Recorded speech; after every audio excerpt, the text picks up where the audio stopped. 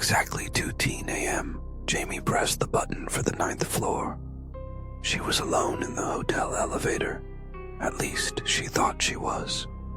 The old elevator groaned, its lights flickering. Then, the panel glitched. The number 9 blinked erratically before switching to Berdine. But there was no 13th floor. The hotel didn't have one. Everyone knew that. The elevator jerked to a stop. The doors opened with a groan. Beyond them, a hallway cloaked in darkness, pulsing faint red like something breathing.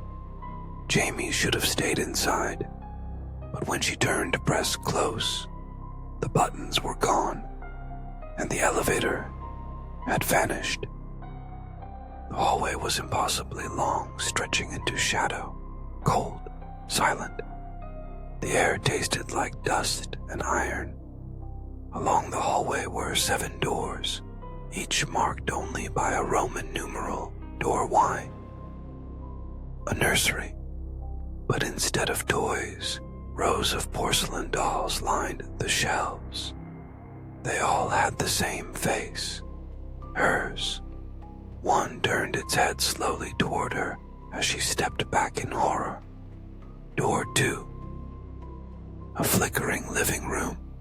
Her parents sitting on a couch, rotting corpses, moving like puppets, whispering her name through unmoving jaws.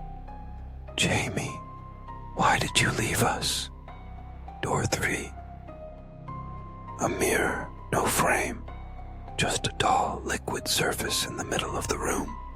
She stared, and her reflection smiled.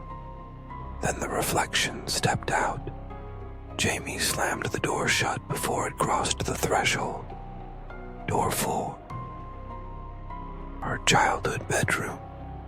But something was breathing under the bed, deep, slow inhales. When she knelt down to look, it had her eyes. Panicked, Jamie ran to the end of the hallway where the last 3 doors waited. Door 5. A hospital room. Machines beeped. Herself on the bed. She was dying, hooked to a machine, and a nurse turned to her and whispered, "This is your last chance to leave."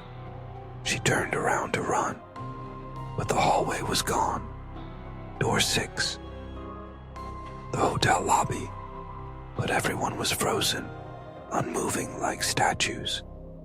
When she looked closer, each had empty eye sockets, mouths stretched open in a silent scream. One of them was her. She opened the final door, door 7, and saw a wall of security monitors. Each screen showed her over and over, exploring the hallway, dying in different ways, falling, burning, being dragged, screaming. One screen showed right now, her standing in front of the monitors. A low, grinding voice filled the room. "Every step forward creates another version of you. Welcome to the loop." She turned, and the elevator was back. But inside was herself, fresh-faced, stepping in for the first time. Jamie screamed, but there was no sound. From inside the monitor, she watched the elevator close. The number panel blinked once. 13. And in the hallway, one more door opened. This time, Jamie was on the other side of it, waiting